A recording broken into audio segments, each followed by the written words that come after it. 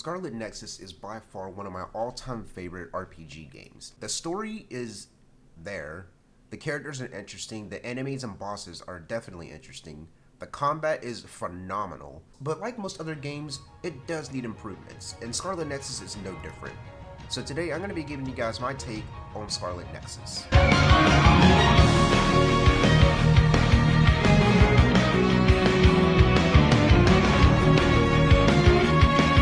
The way I've categorized this video is by a couple of things actually. I've categorized it by story, characters briefly, enemies, bosses, combat improvements, and my overall conclusion of the game. So we're going to be going ahead and starting out with the story. Now honestly, I couldn't really tell you what this game is about. And when I played through it, it honestly felt like I was playing through multiple stories of this game. While there are two main playable characters, it felt like there was like 5 or 6 storylines that I was playing through.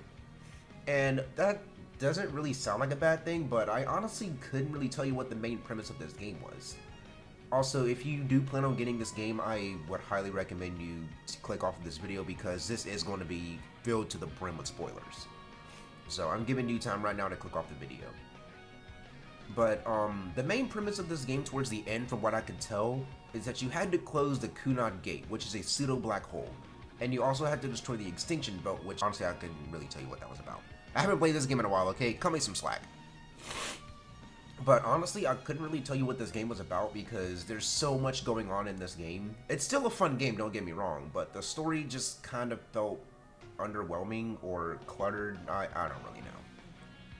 But regardless, the story is there, but if you plan on playing this game, you have to play as both Uito and Kasane because their stories are completely different. They do end up aligning towards the end of the game, but in the beginning and even the middle of the game, their stories are completely different. So I highly recommend you play as both of the characters in order to fully understand it. Speaking of characters, let's go ahead and talk about all of them because there are a lot of characters in this game. There's a whole bunch, in fact, that I actually had to look up a list of all the characters, but the only major there are only 20 major characters, which I say only, but that's a lot of characters. But as I stated in the intro of this video, I'm not gonna be going in depth about all their characters. I'm just gonna be talking briefly about them. So with that being said, let's go ahead and start with the two playable characters, Uito and Kasane. These two characters are very interesting in my opinion. In fact, if you play through the game, personally I prefer Uito over Kasane because his playstyle is better. But they're both really fun characters nonetheless. So I'm gonna be talking briefly about both of these characters, starting with Uito. Uito, in my opinion, is probably one of the best playable characters in any sort of video game ever. He is kind of dense, but he is also a smart character. And his personality, on the other hand, he's a lot more tame than Kasane is, and I'll get to her in a bit. But Uito, his playstyle is incredibly fun, his personality is chill, and honestly, Bandai, missed opportunity. You could have had him hook up with one of the other characters, and I'll get to her in a bit. But another thing that actually caught me way off guard was that Uito and Kasane are actually siblings, which I didn't realize until the end of the game, kinda, sort of. But the fact that these two are actually siblings kinda caught me off guard, I'm not gonna lie. But, and honestly, when I first played the game, I played as Kasane because I was gonna play as both of them anyway. But, when I got towards the end of the game and I found out that Uito and Kasane are siblings, it honestly caught me off guard. But I'm not gonna go too in depth about him and honestly I'm not gonna go in depth about all the characters, but yeah, that's basically Uito in a nutshell. He's a chill character, he's really smart but dense sometimes, and his playstyle is incredibly fun. As far as Kasane goes, Kasane is also a fun character to play as, but she's not as nice as Uito. In fact, she's kind of a bitch when you start out playing the game. She does actually get really good character development towards the game, and she doesn't act as bitchy as she does in the beginning. In fact, she becomes a bit nicer towards the end. She still is kind of a bitch, but she's not as cold as she was in the beginning. In fact, when I mentioned that Uito and Kasane were siblings, Kasane doesn't really see it that way because she only really had one sibling, which I'll get to towards the end of this character description. But, yeah, Kasane is a bit more mean, so to speak. And, her playstyle, though, is it's interesting. It's not as fun as Uito's, but it is still there. It's pretty interesting. She's kind of a long-range character because she uses kunai, but yeah. Kasane is an interesting character in my opinion. Moving on to the party members of the game. There are 8 playable party members, and all of them are interesting except for kind of maybe one of them. But let's go ahead and start out with Hanabi. Hanabi is probably one of my all-time favorite party characters. She's incredibly nice, and she's also Uito's childhood friend, long-life childhood friend. And Bandai seriously missed opportunity. You could have had these two hook up in the game. It was pretty obvious that Hanabi had a crush on Uito. Hanabi. Oh, also I didn't go over their powers, which I also want to go over. Uito and Kasane have the same power, psychokinesis, or later on in the game, gravikinesis, which honestly I don't really see the difference. But as far as Hanabi's power, she has pyrokinesis, so she plays with fire. And it is probably one of the most fun powers to have in the entire game. But yeah, her personality, she's incredibly nice. She's one of the nicest characters in the entire game. She's super understanding, and I kinda really hate her voice. It's super high-pitched, especially for someone of her age. And also, age is something that we don't really know about of all these characters except for one. But, yeah, Hanabi is one of the more nicest characters in the entire game. Moving on to Kyouka. Kyouka, she's kind of a boring character in my opinion. But she does start out as the leader of Kasane's platoon. And, actually, I think it is, yeah, she starts as the leader of Kasane's platoon, and she also is a pretty nice character. But the one thing that did catch me off guard at the end was her double cross. She actually ends up double crossing you in the end, towards the end of the game, and it's actually told in the game that she is a design child from Togetsu, which did kind of catch me off guard. And she yeah, she does double cross you, and if you play as Kasane, this is when this happens. You do have to end up fighting her as a boss. And her boss fight is kind of really underwhelming, and I'll get into all the boss fights later on, because there are a good bit of them. And, but yeah, Kyouka's power is duplication, which, it's not really, in my opinion, all that useful towards throughout the entire game. I find myself using all the other powers more so than Kyouka's, but her power is definitely interesting. Moving on to Gemma. Now, Gemma, again, is another boring character in my opinion, but his power is by far the most fucking broken power in the game. So his power is, I really don't know what it's called, but I'm going to call it super armor, because that's essentially what it is. It's super armor, but you take no damage, if that makes any sense. But his power allows you to take any sort of damage that comes your way, any damage in the game, like, but the power doesn't last very long, which is honestly really fair and balanced. It lasts like 5 seconds at most. But yeah, his power negates you from taking any sort of damage. I don't really know a whole lot about Gemma because I skipped most of his Bond cutscenes in the game because he's such a boring character in my opinion.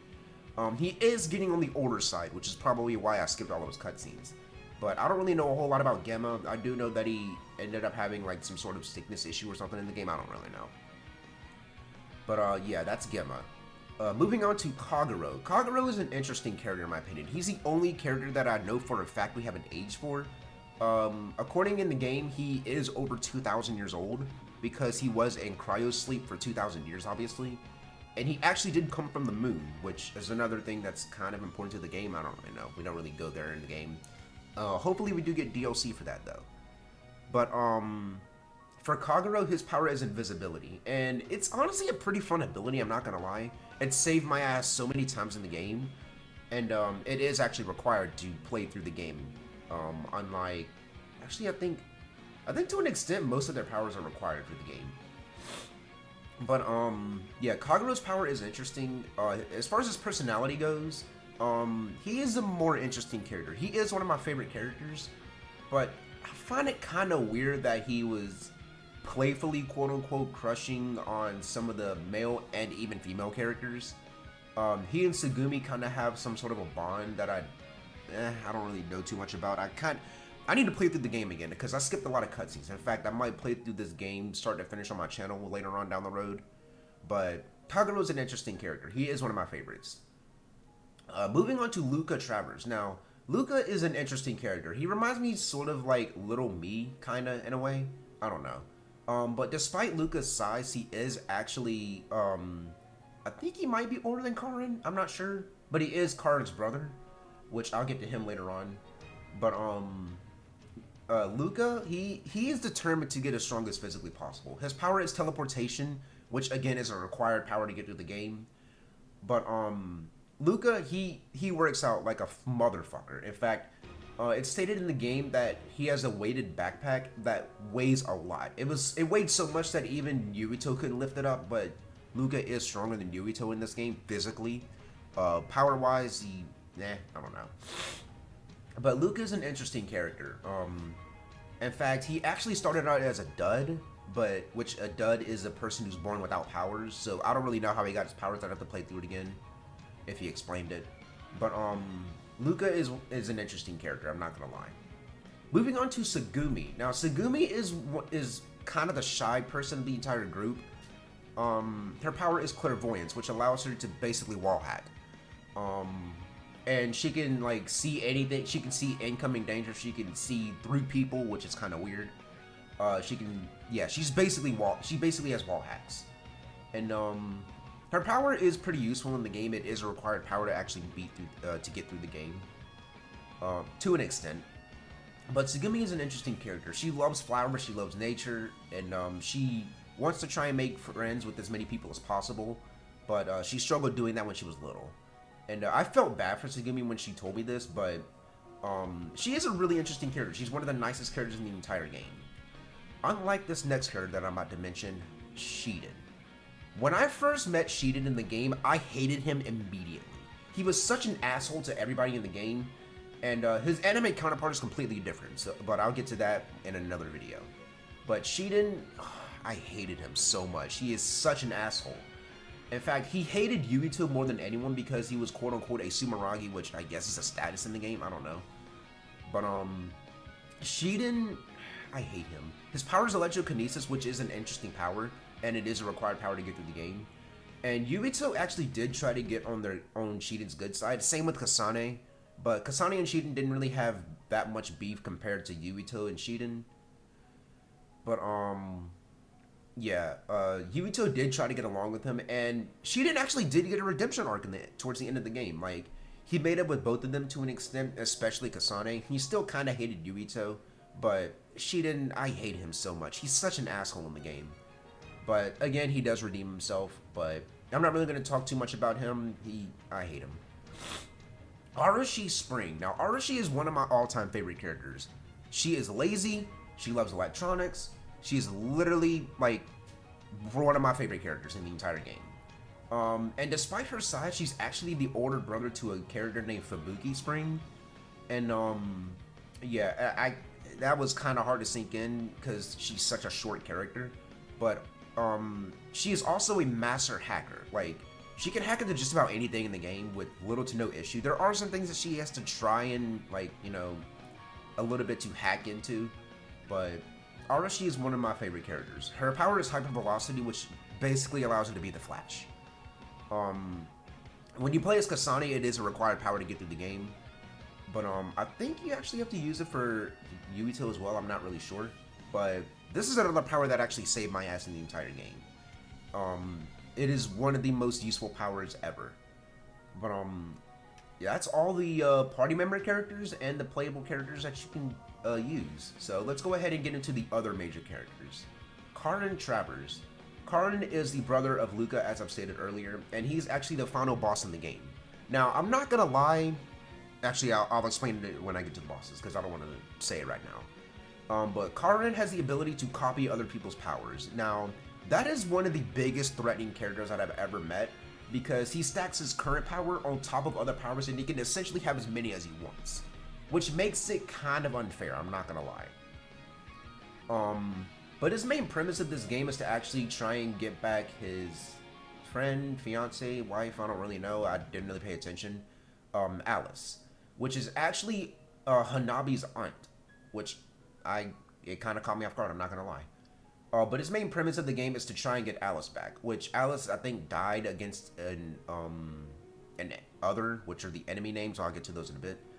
But, yeah, that's his whole premise. He has to go back in time to grab Alice, or get Alice, or save her, or something. I don't really know. Yeah, Karen is the final boss of the game, and I'll get into his boss fight later on. Fabuki Spring. Now, Fabuki is Arashi's brother. I don't really know a whole lot about him because I need to, like, go back and play the game again. Because Fabuki doesn't really show up a whole lot, in my opinion, in the game. He shows up, but not as much as he should or needs to, in my opinion.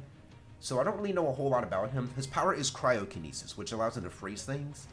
And it is a pretty interesting power, I'm not gonna lie. We do see him in the first couple of cutscenes, and he does make his appearance towards the middle of the game. I don't know if he shows up in the end. I kind of have to play through the game again. So yeah, I don't really know a whole lot about him. And same with the next character, Seto. Seto, I do remember, is actually the platoon's leader of Uito's group. His power is electrokinesis, and is actually Shiden's role model. Shiden and Seto have the exact same power, so it makes sense for him to want to try and become like Seto. In fact, towards the end of the game, Shiden actually gets Seto's mask, which honestly I don't really like the design of too much, but I mean it's there, I guess, so I don't know. It might have another premise. I'd have to play through the game again. But Seto and Shiden, they kind of have a bond, and again, Shiden wants to be like him, so yeah, that's pretty interesting. I don't really know a whole lot about Seto. I have to go back and play through the game. Nagi. Now, Nagi is one of my favorite characters, I'm not gonna lie. Nagi and Uito were best friends, and Nagi actually did get kind of possessed. It's called personality rehabilitation, but I'm just gonna say he got possessed because it's a lot easier to say. But Nagi's power is aerokinesis, which allows him to manipulate the air.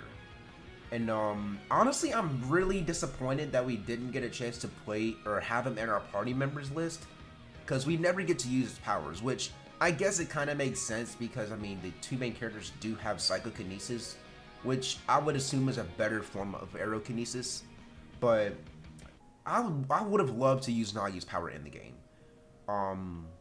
But Nagi, just like Karen, ends up becoming a boss fight. I think you have to fight him like 2 or 3 times in the game. And he's one of the more fun boss fights, but I'll get to that later on. Oh my god. Kodama and Uito. Ugh. I hated both these characters. I don't really know what their premise was. I don't really know a whole lot about them. I just hated Kodama's voice. And she hasn't shown up in the anime yet, which thankfully, hopefully she doesn't, because I cannot stand her voice. I don't know a whole lot about these guys. I do know that they end up becoming a boss fight, but I hated these characters so much. I don't really know anything about them, I'm not gonna lie. So I can't really say anything about them. I don't even know what their power is, I'm not gonna lie. So yeah. Haruka and Wataru. These two characters are actually your support for the entire game. Both of their powers are telepathy, which I'm pretty sure you know what that means. Yeah, that's basically their only purpose. They're basically there for support. They're both really cool characters, though. I didn't really talk about their personalities for the other characters, but these two characters are incredibly chill. Like, they're there to support you throughout the entire game. They do their best to help you out, and they're just incredibly supportive. As far as Karen, obviously is an enemy. Fabuki, Seto, and Nagi, all of them are chill characters. Obviously Nagi gets possessed and becomes kind of an asshole, but I mean, it's against his will, so yeah. Naomi Randall. Now, Naomi is actually Kasane's quote-unquote sister. She was more of an Kasane was adopted, so I mean, it's not really her blood sister, but she does take on the Randall family name. Also, I'm disappointed in this too, Bandai. Naomi literally dies within the first few chapters. Like, she doesn't technically die, but she does. Like, hold on. It's one of the early chapters. I think it's like chapter 1 or 2 when she ends up actually getting killed, quote unquote. Now, the way that she actually dies, she gets shot with a special bullet that turns her into an other. And throughout the entire game, you don't really see her unless you're playing as Kasane. Towards the beginning of the game, she does get shot. She turns into an other, and she gets taken to a facility. And after that, you basically don't see her for like 5 or 6 chapters. You see her again, and then she kind of kicks you out. You don't see her again for another 3 chapters, and then she comes in. She actually dies at that point. And then, yeah, you don't really see her. Naomi doesn't really play much of a role in this game. I know she's Kasane's sister and all, but she doesn't really do a lot. And which sucks too, because she has one of the most broken powers in the game. I can't remember what it's called, but it basically allows her to see like a few seconds into the future. I think it's like precognition or something like that. But yeah, she's able to see a little bit into the future, which I guess would kind of make the game a little unfun. But I just wish she played a bigger role. Like, she could have been there as a party member, but we could use her power. Like, I don't know. Like, just a missed opportunity there, I'm not gonna lie. And the last major character, quote unquote, is Alice, but I don't really know anything about Alice, so I'm not really gonna talk too much about her. But, yeah, that's all the major characters in the entire game. There are a couple of other side characters, but I don't really know them. Again, I'd have to play through the game again to figure that out. So, yeah. That's all the major characters. So now we're going to move on to the enemies. The enemies aren't really all that special in the game, in my opinion. They're called others, and I kind of really know where they come from. But at the same time, I really don't. I know they did come from the moon, but first off, the name is so boring. Like, others, really? Y'all couldn't think of anything else? But I don't really know too much about the enemies in the game. I'd have to play through the game again to actually figure that out. But yeah, they're just kind of boring. But I will say the bosses are much more entertaining than the actual others. Now, there are some others in the game that are kind of a challenge, like the ones that allow you to use Arashi's power, like because they're way too fast for you to actually track on foot, and some other ones that keep you from like really doing anything, like the mini bosses in the game, for example. They can shoot you with either oil, fire, water, or even a laser beam. The laser beams hurt. The oil keeps you from having to keeps you from dodging shortly. The water keeps you from having to dodge shortly, and the fire obviously burns you. But there are some mini bosses in the game that are actually really fun to fight. But other than that, the others just are kind of boring. But some of them do give you a challenge. But instead of that, let's go ahead and talk about the bosses, because there are a lot of bosses in this game. And, but yeah, in fact, I actually have a list right here pulled up of all the bosses in the game. They actually name these bosses as full-on bosses or just mini bosses. So all of them are here. So let's go ahead and start out with the very first one, the Winter Sabbath, which is basically a giant goat. This boss is actually pretty interesting, not gonna lie. He has multiple movesets. In fact, I'm not really gonna talk too much about them. But I am gonna range these bosses on a scale of 1 to 10 from how fun they are. Winter Sabbath can be annoying, but I'm gonna give him a solid 7 or 8. He's a pretty fun boss to fight early on. And he actually is one of the more fun bosses, at least. So yeah, that's that. The next one is Gunkin Perry, which I don't really remember too much. He is in the first. He is actually a fightable boss in the demo, and he is in phase 1. But one of his moves is belly flop, which is self-explanatory. This boss isn't really super entertaining, I'm not gonna lie. He is the first official boss in the game, so I'll give him that. He's an okay boss. Since you have Hanabi there, his weakness is fire, so it kind of makes the boss a little underwhelming. So I'd give him about a solid 5. If you're playing through Uito's story, you have to fight Naomi after she gets turned into an other. And Naomi as a boss fight is actually kind of entertaining. She can go down pretty quickly, but she also is the first boss to have a shield. So it makes the boss fight a bit more fun. The one thing that makes this boss a bit more entertaining is that she actually uses a move called Dust Cloak, which allows her to hide in the dust clouds, and you have to use Sagumi's power for the first time to actually fight her and find her. But yeah, she's a pretty fun boss to fight, I'm not gonna lie. But yeah.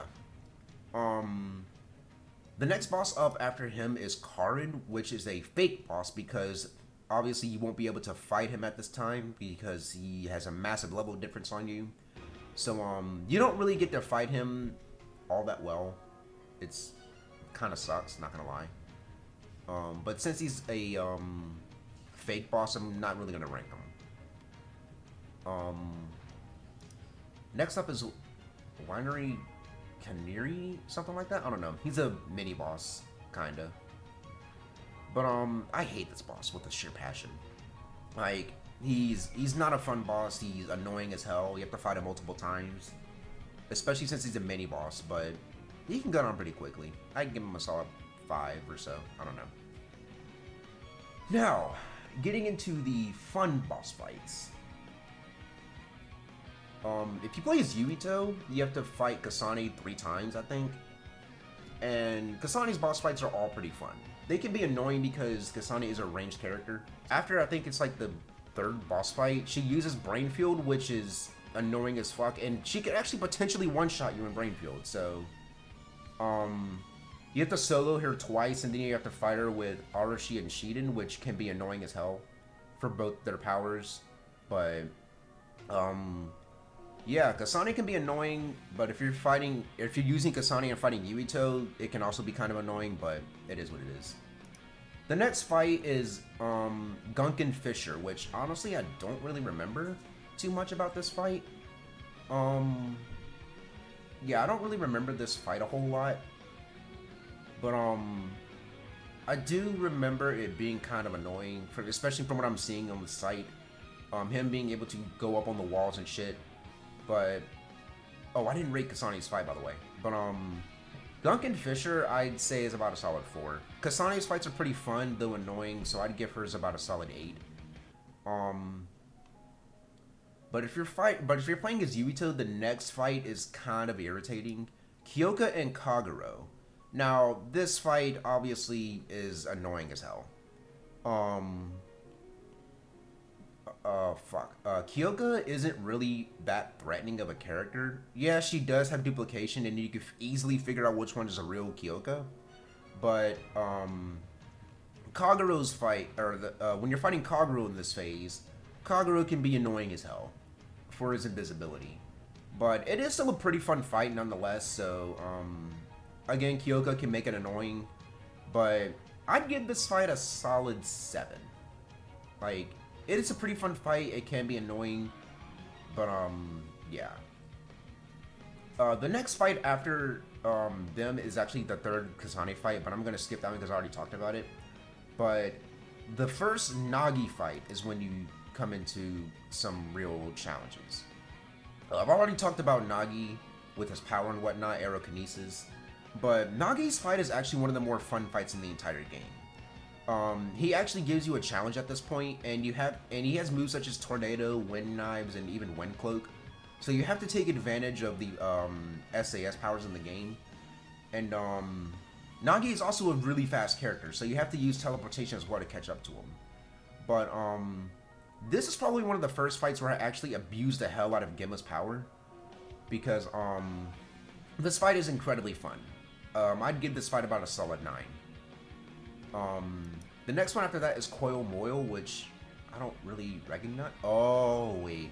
I remember this fight. Okay. So this is the fight that you have to do before you go into Togetsu.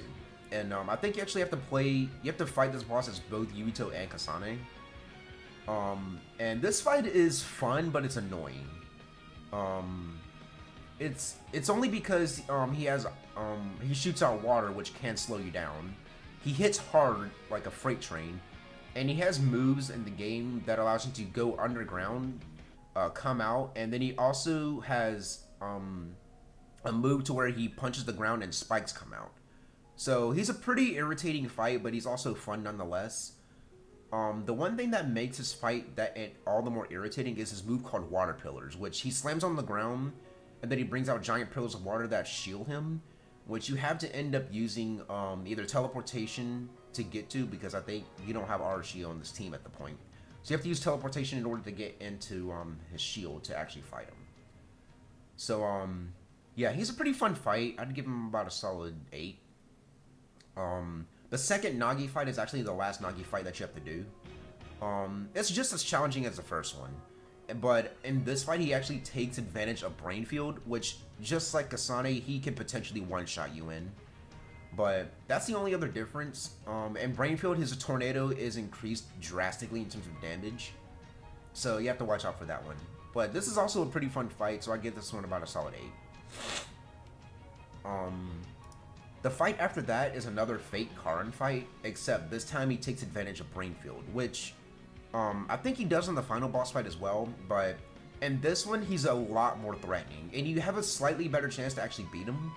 But just like all the other characters that use Brain Field, he can potentially one-shot you. And on top of that, this is kind of a preview to the final boss fight, because it is really threatening. He uses all sorts of abilities, and he even gets close with his teleportation to hand-to-hand combat you, which you can't really dodge or counter unless you're using Gemma's ability. So this fight, in my opinion, is much more entertaining than the final boss, so I'd give this one about a solid 7. After that, you have to fight Kaguro as Uito. Now, Kaguro as a boss fight, we've already explained that earlier, when he teams up with Kyouka. But this fight, I don't think he takes advantage of Brain Field, but this one is still a kind of a fun fight. The only thing that makes this fight incredibly challenging, which is why I think it's fun, you don't have anybody else to rely on, so you have to use your own powers against Kaguro. And obviously when I say you don't have anyone else to rely on, you can't use anybody else's abilities. Like, you can't take damage with Gemma's ability. You're only on your own. Your only power is Psychokinesis and your sword, which makes the fight a lot more entertaining. So I wish they kind of did this with a lot more boss fights, because it's pretty fun to actually try and rely on pure skill rather than just, you know, using other people's abilities. So yeah, this is a pretty fun boss fight. I'd give it a 9. Oh god, the next fight, Dominus Circus.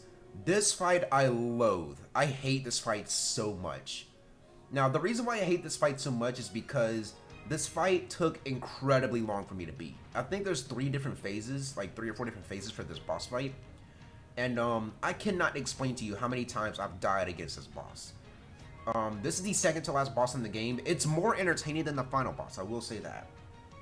But this boss is just, he is disgustingly difficult.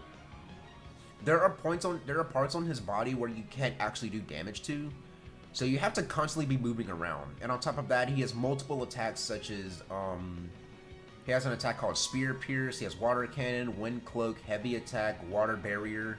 There's just so many attacks that he uses in this fight. Now, obviously there is a guide for all of this stuff, but I went into all of these boss fights completely blind. I didn't know what I was expecting. And when I first fought Dominus Circus, it took me about a solid hour and a half to actually beat him. When I played as Kasane, because I played as Kasane first. And after I played through as Kasane, I played him as Uito, and it took me a lot. It didn't take me nearly as long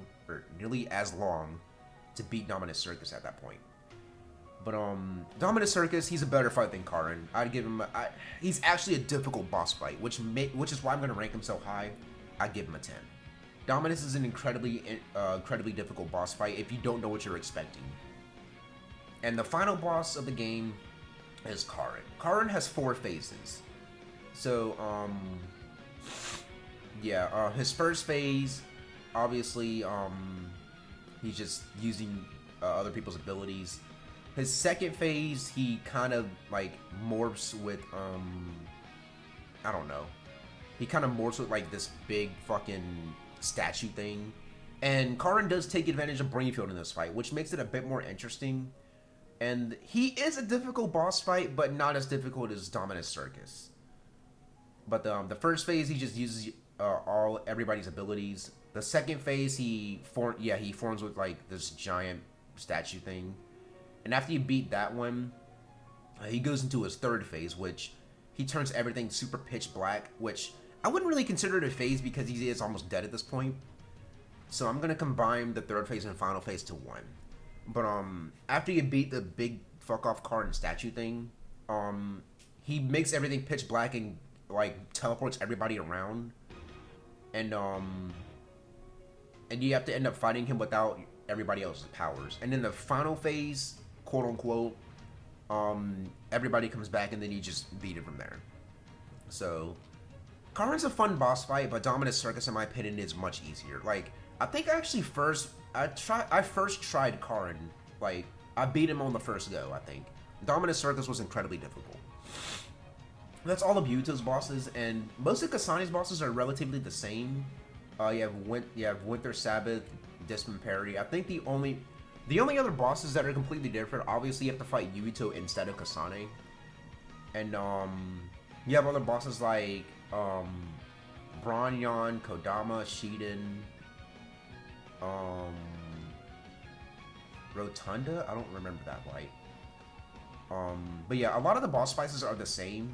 So I'm gonna go over the ones that I didn't go over, which is Bronyon. Uito is relatively the same as Kasane, instead of he uses a sword. So I'm not really gonna go into Uito's boss fights. So let's look at Bronyon. I think he's a mini boss. Yeah, Bronyon is a mini boss in the game.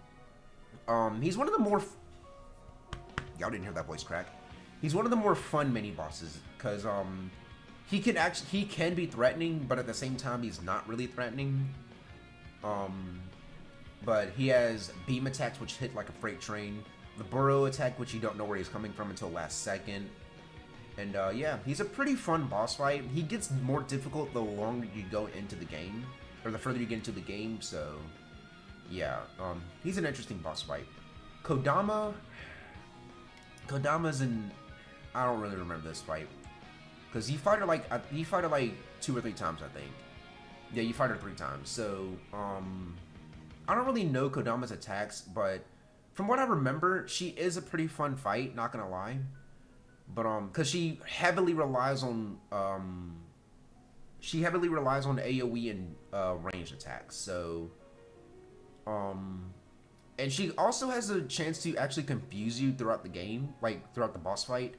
So say you want to go up to her and attack her after you're confused, you'll end up doing the complete opposite. Like, you'll run up to her and then you'll just end up running backwards and whatnot. I don't know. It's pretty interesting. So she does that with all 3 of her boss fights, except the other fight she has her brother with her. So yeah, the boss fights are interesting. I'm gonna say that much. So I'd rank Bronyon as like a 6 or 7. Kodama I'll rank as a 7. Apparently you fight Shiden as Kasane, and I think this is in a trial mission. So Shiden, he's an interesting boss fight. He kind of heavily relies on he uses both hand-to-hand and distance combat. So he's a pretty interesting boss fight. Again, it is a trial fight, so it's not taken too seriously. But he does take advantage of brain drive. Oh, actually, no, he doesn't. I don't think he does. No, he doesn't take advantage of brain drive. But it's a fun fight. I'd give him about a solid 6.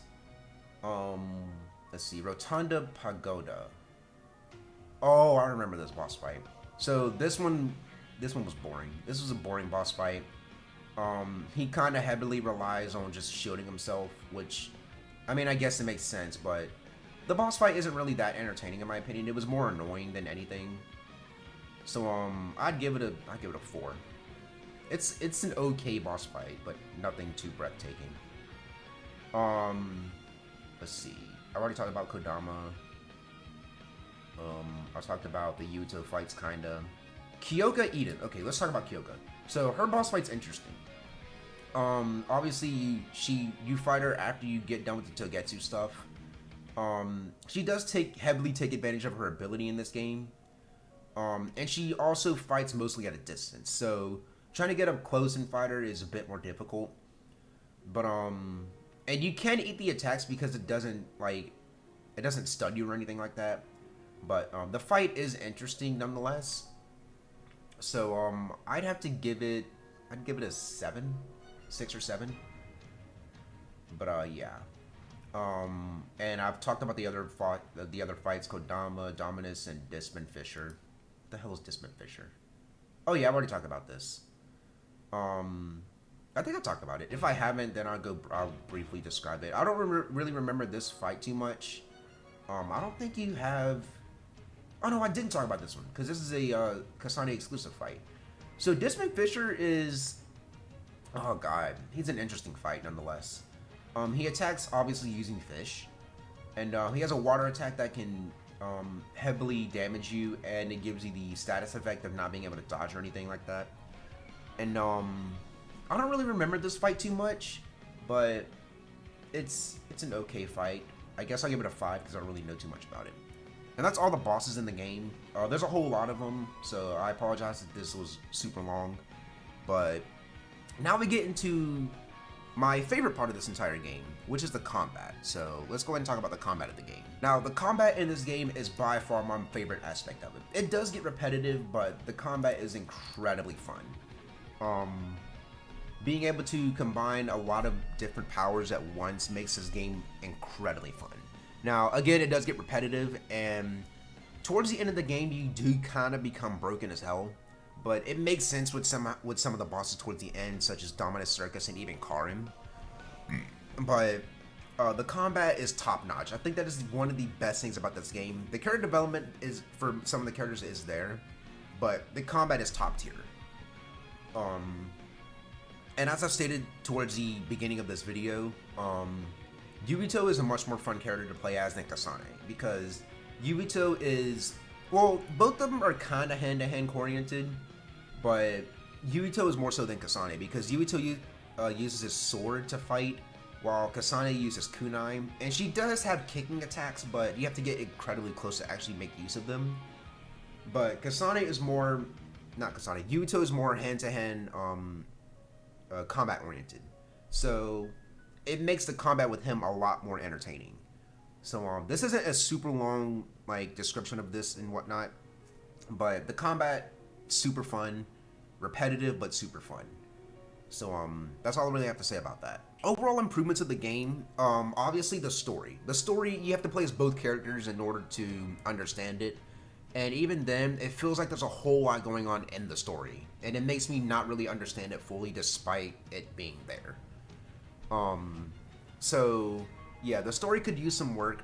And seriously, Bandai, Hanabi and Uito, they should have ended up together in the game. I don't know why they didn't go with this decision, but that would have been a much bigger game changer in the game. There's so many things that you could actually do with these two characters to make the game a bit more interesting. I'm not saying go super like out of your way to end up doing it, but it could have been better. Another improvement for the game could have been some of the bosses. There did not need to be as many bosses in this game as there was. In fact, I think it was every phase or every other phase there was a boss. Now, it does make the game more entertaining, but some of the bosses are kind of forgettable. Like some of the ones that I described, like I didn't really remember a lot of the bosses. Granted, I haven't played the game in a hot minute, so yeah. And another thing, Shiden. For the love of God, Shiden. He's such an asshole. Like, he didn't need to be as big of a dick as he was in the game. Like, I get it. He kind of has a grudge against both of the characters because he thinks that he has to be like the best of the best, and for him to like, you know, try to prove himself, like, kind of gave him the drive, but he didn't need to be an asshole in the game because he was an asshole. Same with Kasane, kind of, but she wasn't as much of a dick as Shiden was. But Kasane was kind of cold, which didn't really make me like her character until the end of the game, where she started redeeming herself. But the story is the biggest improvement that they could have done with this game. It's still a fun game, but the story is just so confusing because there's so many moving parts in it. Like, honestly, I didn't really know what was going on until towards the end of the game. So, yeah.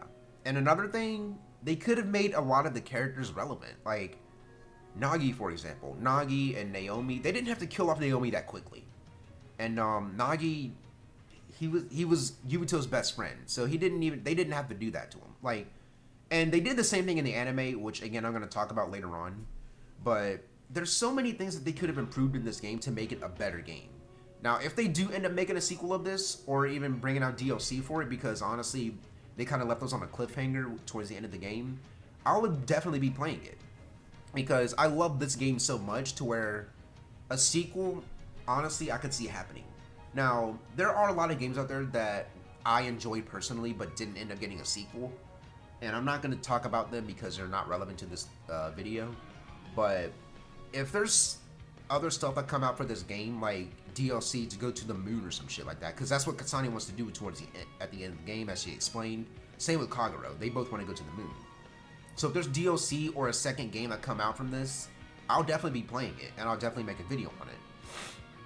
But there's just small things that could have improved the game a lot. Obviously the story is the biggest thing. Like, I got confused when I played through the story for the first time, and that's also because I didn't know I had to play as both characters. But again, there's improvements that can be made, just like every other game that's out there. No game is perfect, and this one definitely isn't. But my overall conclusion on this game, I love it. It is a really fun game. It is a phenomenal game. And if I had to give it an overall rating, I'd give it a solid 7. Like, it's a really fun game. Obviously the story doesn't really make a whole lot of sense when I played through it. And having Uito and Hanabi not end up together, it should have been a thing. It was obvious Hanabi had a crush on Uito. So that's my overall conclusion on this video. If you're looking to play Scarlet Nexus, I highly recommend it. It's a really fun game. If you love RPGs, you're gonna love this game. And yeah, that's all I really have to say for this video. So I hope y'all enjoyed. And if you guys want to see some gameplay of Scarlet Nexus, I'll be more than happy to play through the game again. It is an incredibly fun game. And if I don't remember if I told you guys, it took me about 40 hours to beat this game. Granted, I sat through most of the cutscenes and I did get stuck on some parts, but it's a pretty fun game. It's definitely worth it. But with how convoluted the story is, I'd say wait for a sale, but the game in and of itself is pretty fun. So I'm gonna leave it at that. Hope y'all enjoyed the video, and if you guys want to see gameplay of this game, let me know. And yeah, I'll talk to you guys later. Peace.